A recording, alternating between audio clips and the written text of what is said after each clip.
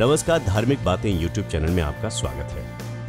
आज हम बात करने जा रहे हैं पितृदोष के बारे में। जी हाँ, आपको कैसे पता चलेगा कि आपके ऊपर पितृदोष है? जब पितृदोष होता है तो कई तरह के काम बिगड़ना शुरू हो जाते हैं, लेकिन कभी कभी हमें पता ही नहीं चल पाता कि ये सब क्यों हो रहा है। पितृदोष के कई कारण होते हैं और कई प्रकार भी होते हैं।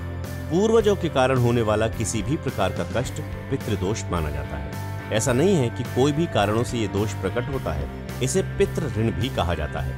आइए जान लेते हैं कि पितृदोष और ऋण क्या होता है, क्योंकि अगर आप जान लेंगे कि पितृदोष क्या होता है तो आप इसका समाधान भी ढूंढ सकते हैं। ज्योतिष के अनुसार पितृदोष और पितृ ऋण से पीड़ित कुंडली शापित कुंडली कही जाती है।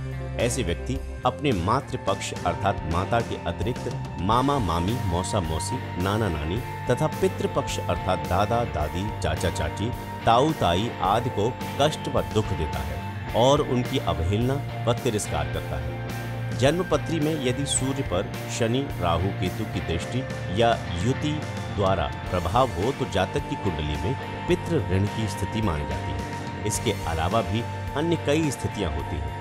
हालांकि इसके अलावा व्यक्ति अपने कर्मों से भी पितृदोष निर्मित कर देता है। विद्वानों ने पितृदोष का संबंध बृहस्पति यानी कि गुरु से बताया है। अगर गुरु ग्रह पर दो बुरे ग्रहों का असर हो और गुरु 4, 8 या 12वें भाव में हो या फिर नीच राशि में हो और अंशों द्वारा निर्धन हो तो ये दोष पूर्ण रूप से घटता है और ये पितृदोष पिछले पूर्वज यानी कि बाप दादा परदादा से चला आता है, जो 7 पीढ़ियों तक चलता रहता है।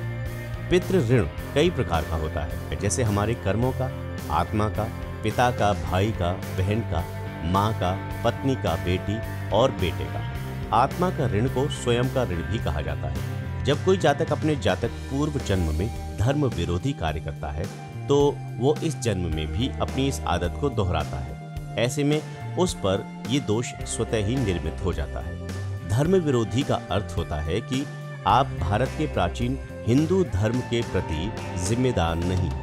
पूर्व जन्म के बुरे कर्म इस जन्म में पीछा नहीं छोड़ते हैं। अधिकतर भारतीयों पर ये दोष विद्यमान है। स्वऋण के कारण निर्दोष होकर भी उसे सजा मिलती है। दिल का रोग और सेहत कमजोर हो जाती है। जीवन में हमेशा संघर्ष बना रहता है।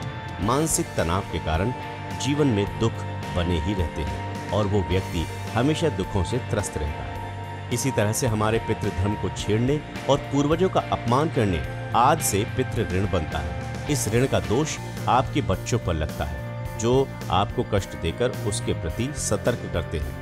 पितृ ऋण के कारण व्यक्ति को मान प्रतिष्ठा के अभाव से पीड़ित होने के साथ साथ संतान की ओर से कष्ट, संतानाभाव, संतान का स्वास्थ्य खराब रहने या संतान का सदैव बुरी संगति में रहने से परेशानी झेलनी पड़ती है। पितृदोष के और भी कई दुष्परिणाम देखे गए, जैसे कई असाध्य व गंभीर प्रकार का रोग होना, पीढ़ियों से प्राप्त रोगों को भुगतना या ऐसे रोग होना जो पीढ़ी दर पीढ़ी चलते आ रहे हों। पितृदोष का प्रभाव घर की स्त्रियों पर भी रहता है। इसके अलावा मातृ ऋण से आप कर्ज में दब जाते हैं और ऐसे में आपके घर की शांति भंग हो जाती है। मातृ ऋण के कारण व्यक्ति को किसी से किसी भी तरह की मदद नहीं मिलती है। जमा धन बर्बाद हो जाता है।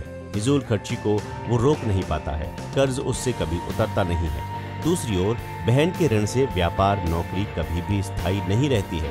जीवन में संघर्ष इतना बढ़ जाता है कि जीने की इच्छा खत्म हो जाती है। बहन के ऋण के कारण 48वें साल तक संकट बना ही रहता है। ऐसे में संकट काल में कोई भी मित्र या रिश्तेदार साथ नहीं देते। भाई का अगर ऋण होता है तो सफलता मिलने के बाद अचानक सब कुछ तबाह हो जाता है।